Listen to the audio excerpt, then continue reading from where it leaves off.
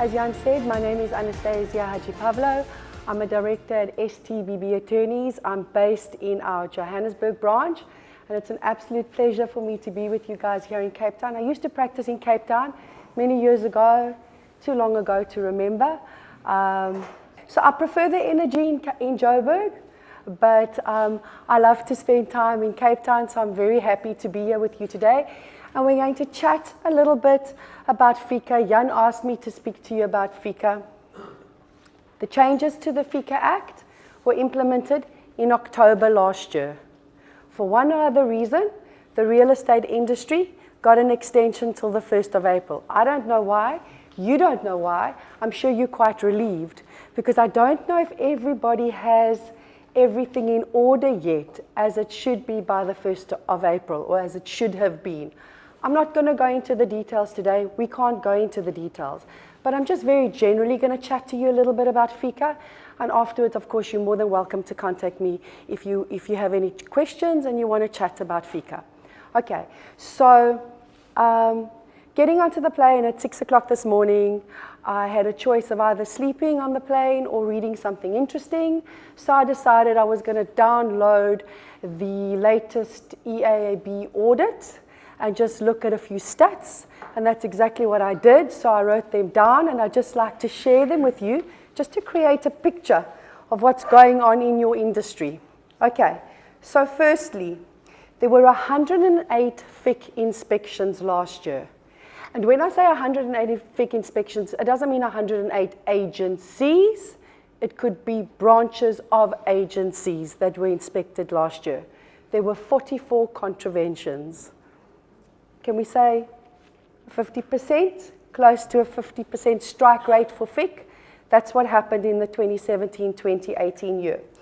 Fidelity Fund claims that were lodged. In 2014, the value of the claims that were lodged was 10 million rand. In 2016, it was 20 million rand. In 2017, it was 24 million rand. And in 2018, it was 28 million rand. I found this really surprising when I read this morning. You know, we talk about an industry that is a little bit slow, a little bit down. We say we're not doing as many deals as what we were doing 3-4 years ago. However, the claims against us are rising. Why is that happening? And how is that happening? There were 6,500 complaints lodged against estate agents last year. There were 213 disciplinary hearings that were held, and there were 115 convictions. So once again, close to a 50% strike rate. And then finally, there were 1,500 independent matters that were inspected by FIC because of reporting that took place. And 149 million rand was blocked from FIC, as seen as money that comes from bad sources. So 149 million rand either didn't come into the country or didn't leave the country. Okay, so that's kind of just a little bit of stats, just to give you an idea of what's going on in your industry. And now we're going to talk about FIC. And we've got to really go back to 2003. And I keep on forgetting this name of this body, so I'm going to read it. The Financial Action Task Force, the FAT. That's a financial body to which South Africa is a member state. Most countries in the world are members of this body, in terms of which we all need to be compliant with regards to FICA. And FICA has been part of our lives since 2003. For some of us, it's longer than what we've been estate agents in the industry. So we would assume that we all know everything that we should about FICA. However, the problem for us in South Africa always has been that the implementation of our FICA rules has not been in line with international standards. And that is why President Ramaphosa changed things for us. And that is why last year, the new regulations and the amendments to the Act were implemented, including yours. And you know, we think that the world is big and it's complicated, but it's not. It's small and it's simple. And I was, I'll share something with you. My absolute hero, in fact, the person that I wish I was, if I could be anybody other than who I am right now, would be Christiana Amanpour. She's my absolute hero. And I love watching her interviews and reading about her. And I watched an interview a couple of months ago, it must have been about 2 months ago, where she was interviewing two people. The one, I can't remember who he was. No, he had a German accent, but I can't really remember who he was. The other one was a guy who used to be an ex-Al-Qaeda militant and is now a British spy. Talking about going from the one extreme to the other. And she interviewed the two of them and she asked them, she said to them, is it the end of ISIS? You know, Trump keeps saying, it's the end of ISIS. Everybody says we don't hear them, we don't see them, nothing really bad has happened recently. Is it the end of ISIS? And the ex-Al-Qaeda militant, who is now a British spy, said to her, what he knows for sure is that there's in excess of $500 million in cash lying in Turkey which belongs to ISIS. That's what he knows for sure. He doesn't know how much there is in other Muslim countries. He doesn't know how much there is lying in the UK or in Germany or in South Africa or in America. But he knows that there's in excess of $500 million that belongs to ISIS and its cash. You know, two guys don't sit in a bar and say, we don't like what's going on with the world, let's bomb it. Two guys sit in a bar and say, we don't like what's going on in the Western world or the Eastern world, and we've got $500 million cash, let's bomb it. That's exactly what happens. And we think that we need to start right at the top to keep our own world safe. But that's not the truth. We need to start from the bottom to keep our world safe. And what the new laws do, and what it does, is it makes it easier for us to manage that. It makes it easier for us to think about it and to better understand it. So what's happened is our FICA laws have moved from a rule-based system to a risk-based system. That's one of the big things that have changed, and I'm sure you've heard that. That doesn't mean to say that the rules don't apply anymore. It just means because it's risk-based, there's a bit more that we need to do. So what did the rules say? The rules say we need to identify our client, we need to know who our client is, and where our client is. And we are ticking box and sheets, and every company had different ways of implementing that in order for us to apply that.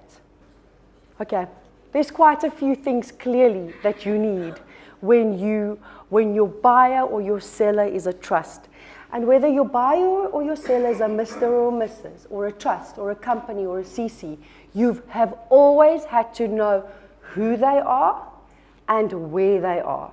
And if you don't know who they are or where they are, and if you don't know how to get the information, then you need to go back and conquer that ASAP. Because that you should have known since 2003. And if FIC had to come into your offices at any minute now, then you would be one of those 44 convictions just because of the rules-based approach and you not knowing who your client is and where your client is. So that is very, very important. And if you need training on that, as I've always said to Jan, you guys are more than welcome to contact STBB. We are all over the country and we're happy to do that training with you. We've done a lot of that training in Gauteng, and we actually realized at the beginning of the year when we were preparing our agents for the 1st of April that we actually had to take a step back and kind of start from the beginning, okay, to figure out who our client is and where our client is. Those rules that you followed were in terms of the previous act, where the act said every accountable institution, which is every single estate agency, needs to appoint a FICA compliance officer and has to write its own internal rules. You need to make sure that every agent reads it. And one of the things that the Act specifically states is that every agent, employee, independent contractor has to sign off on that they've read it and that they've understood that. Because there's something that we all need to understand. It is not just the estate agency that is an accountable institution in terms of the law. Every single agent in their own right is seen as an accountable institution. Okay? And think about that. Something happens, something goes wrong, not just about FIC, Fidelity Fund claims. Okay? And a complaint is lodged against that agent, and there's a monetary penalty as a result of that agent's conduct. The agency is held liable. I don't know what the internal rules are in every single estate agency, but may the agency hold the agent liable as well. It's very important that the estate agents within your offices understand their responsibilities and their liabilities, and that this isn't something that they can ignore. Okay, and that this is something that they need to understand, and it is up to you to ensure one of the most important things that gets raised in the amendments to the Act is continuous training. Whether it's once a year or 5 times a year, it's continuous training. And if I look at your industry, our industry, and I look at what's happened since 2003 and how we've been FICAing, I don't know how regularly we had training, because there are many agents out there who still don't know how to FICA. Okay, a company or a CC. What you raised, very important.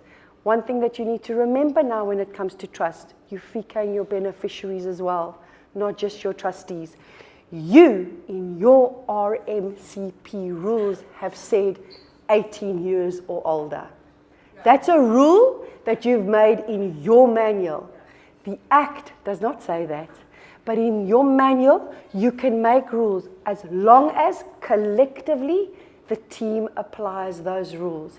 Okay, so we all know we need to get the manual done. We all know that we've got to carry on FICAing our clients in terms of the rules, who they are and where they are. Do we get our agents to sign a form when they get the copies of the documents? Who says yes? Who says no? The Act doesn't say that you have to.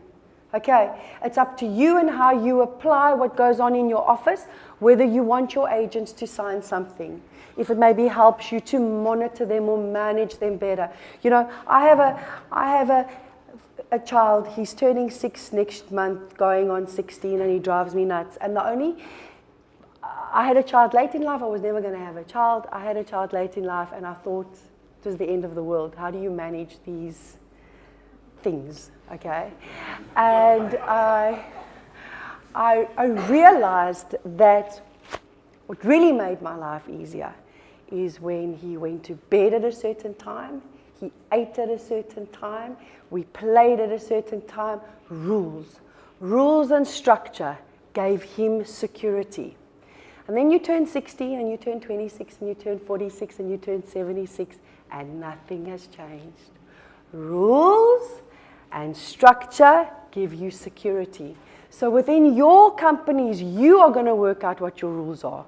You are going to work out what your agents need to do their jobs properly, and how far you're going to go in holding their hands, or what documents they're going to sign, so that they FICA the clients properly. The law in the past said that you FICA your client when you enter into a business transaction with that client. Okay. Things might work differently in the Cape than they work in Gauteng, and I'm going to need you to guide me here. Do most of you work on mandates? Okay. When do you think you enter into a business transaction with your seller? Sorry? Absolutely. Okay. How many of you, thinking about the matters in your offices, FICA'd your client at mandate stage? Yeah. Great. Great, because that's what the law says. You FICA your client when you enter into a business transaction. And I know at a previous Rebosa meeting where one of my colleagues attended, there was a question that came out that day. And what happened was FIC went and did an inspection at that estate agency. And they didn't ask for the selling files. They asked for the mandate files. They asked to pull only the mandate files. They didn't care about the deals where the agent got a commission. They cared about the deals where the agent got a mandate. And they specifically looked to see if the FICA was in that mandate.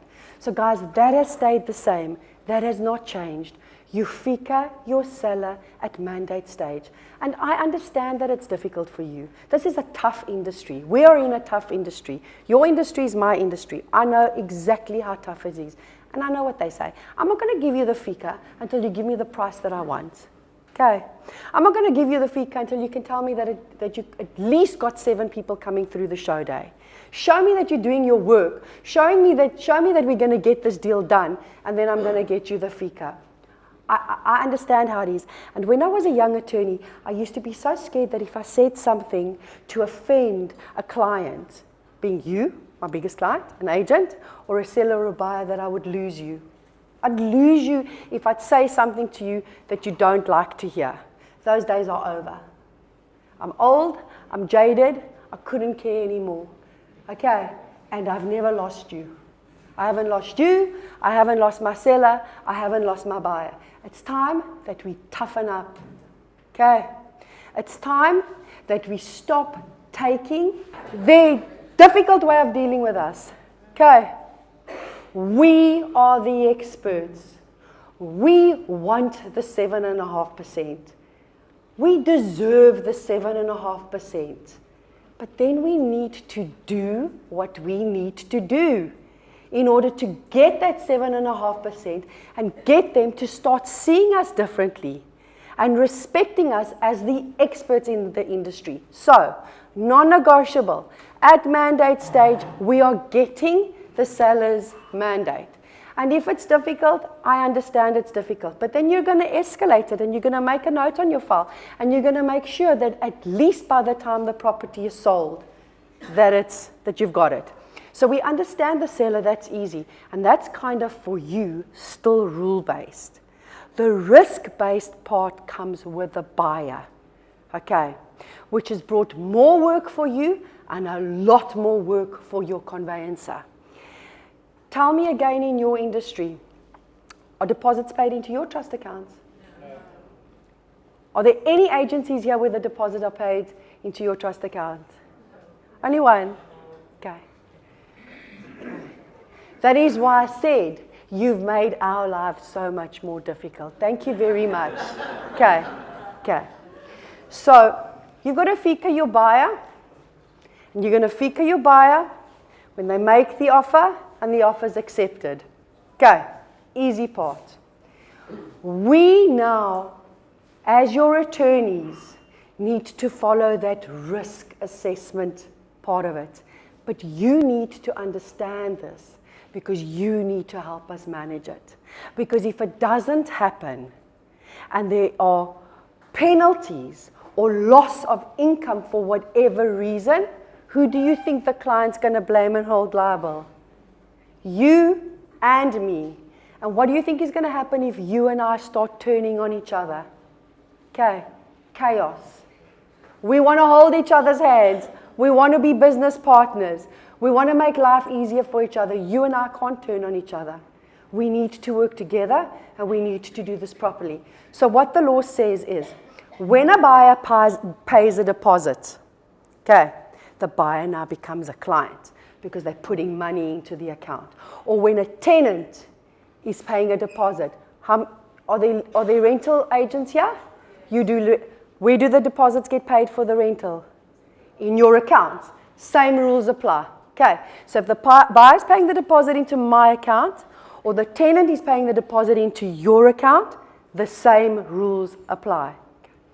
We need to follow a rule-based approach, as always, who they are and where they are, So we're going to get their IDs, we're going to get their utility bills, we're going to get the trust deed if it's a trust, blah, blah, blah, blah. All those things we already know. Now what we need to know is the source of the money. Okay. And there's a form that you are now going to get your clients to sign.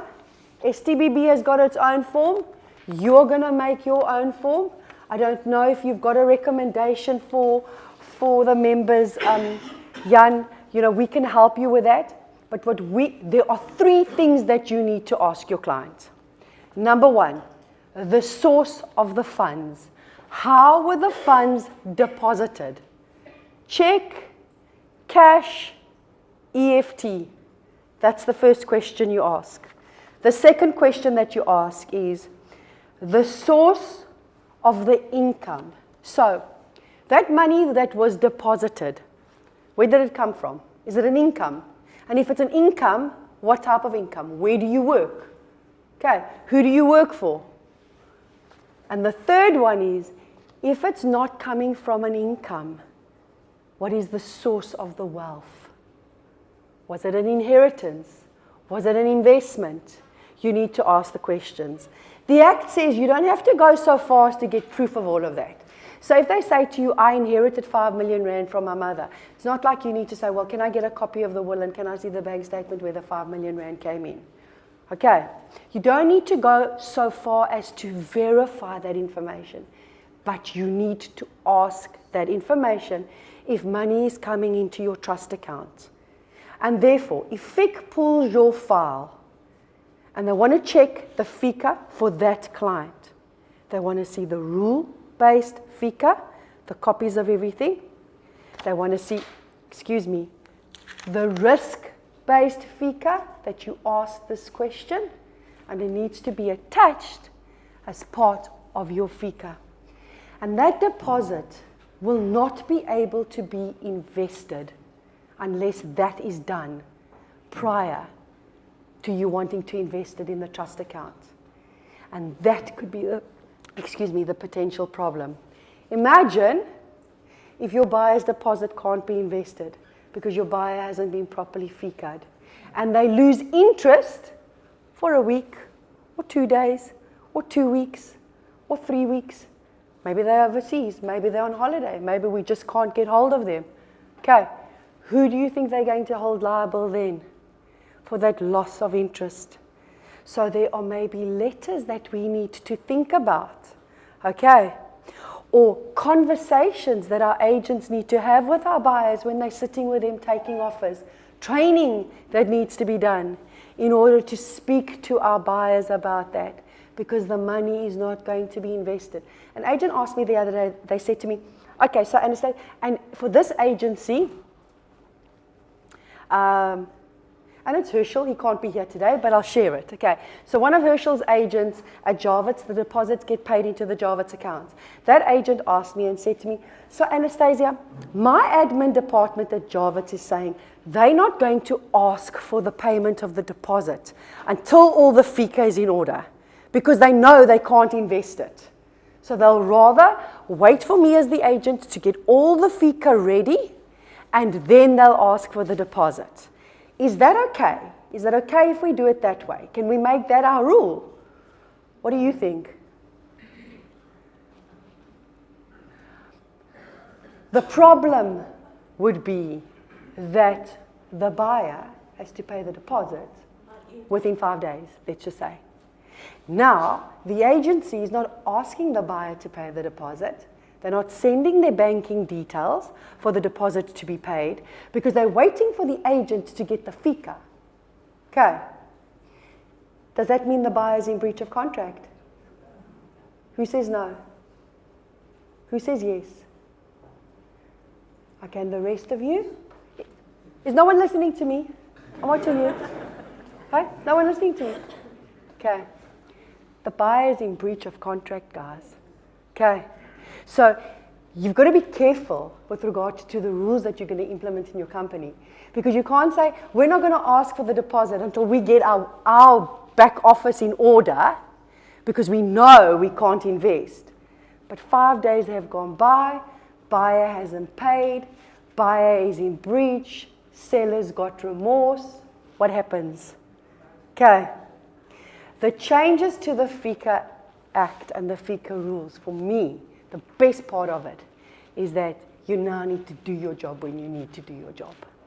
Finally, we're going to start doing our jobs when we need to do our jobs. And all the excuses that we've used and that we've raised since 2003, and there must be millions of them, okay, because it's been many, many years, go straight out of that door. Okay, we know the rules, we've got to implement them, and we've got to get the FICA done ASAP. So for buyers, you've got your who they are, where they are, the risk assessment.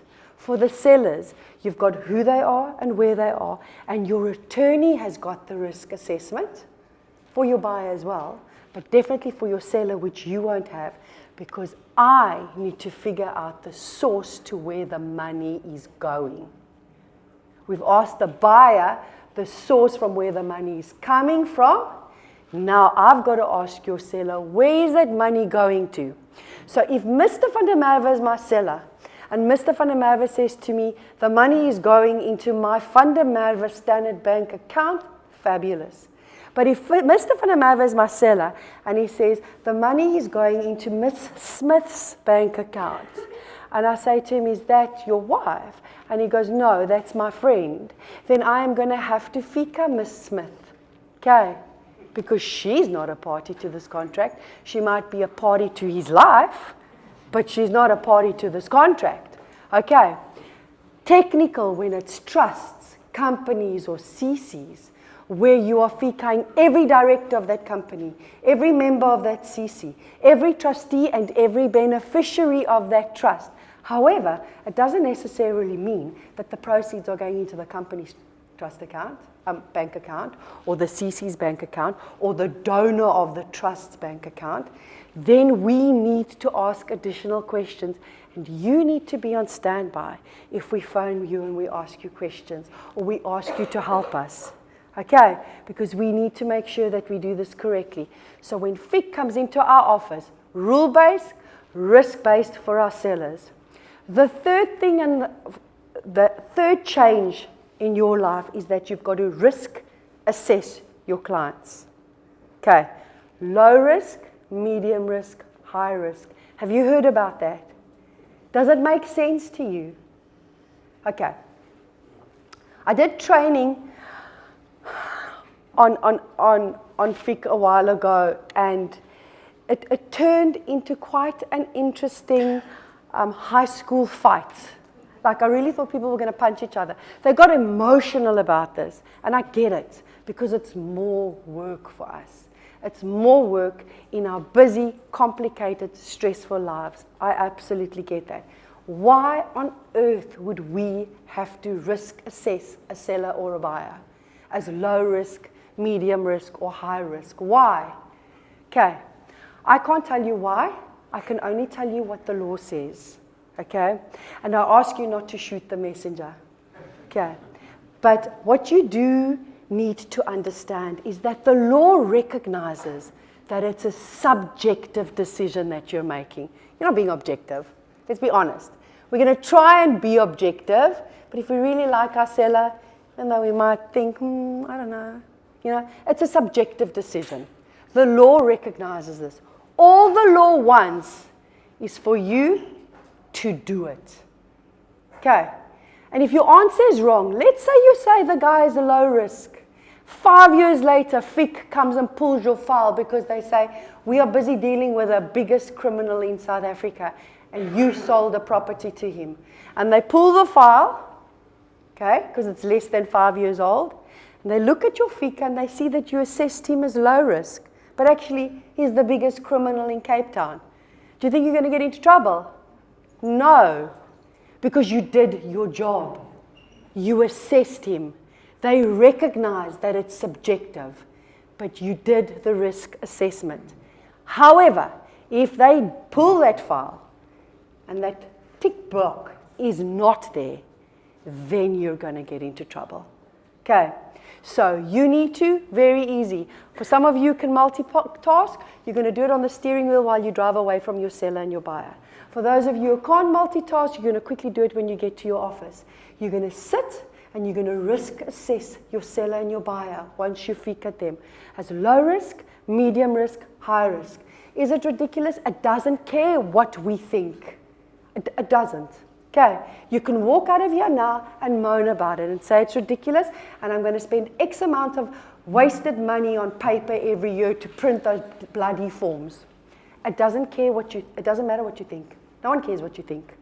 What matters is what you do and what the law tells you to do irrespective of what you think about it. Okay, so you're going to tick low risk, medium risk or high risk for your seller. You're going to tick low risk, medium risk or high risk for your buyer. Your rules are going to tell you how to deal with it. Most rules and the precedent from Rebosa says that if you're ticking medium risk or high risk, your manager is going to sign it off as well. Okay, definitely high risk. Okay, if not, it's just the agent. And that's it. You're going to have 2 packs of FICA in every file. Seller, who they are, where they are, low risk, medium risk, high risk, done. Buyer, who they are, where they are, low risk, medium risk, high risk, done. And source of income and source of wealth. If it applies to you, okay, and definitely for your tenants, okay, for your leases. That's it. You keep the documents for 5 years. FIC doesn't care where you keep it. You can keep it in the cloud, you can keep it in the corner, you can keep it in your house, as long as they can access it within 48 hours. Okay, they will give you notice and they want your files ASAP. So you need to make the files available to them. A couple of years ago, when I opened the hard pay office of STBB, which doesn't exist anymore, but it was my baby at the time, FIC had just come out. Well, not really, it was about 2008. And they didn't even phone and give me notice. 2 penguins in their suits literally knocked on the door, walked in and said, "Where are your transfer files?" And I said, "There." And they went and opened cabinets. It's got a bit better. They will give you notice. There have already been 3 agencies that have been audited by FIC already this year, before the 1st of April. Okay, so it will be very interesting to see what happens after now. So that's it kind of in a nutshell. You sitting there where you're sitting right now know how you feel about this, what you've done, what you haven't done. If you need to do training with your agents, which I highly recommend, continuous training.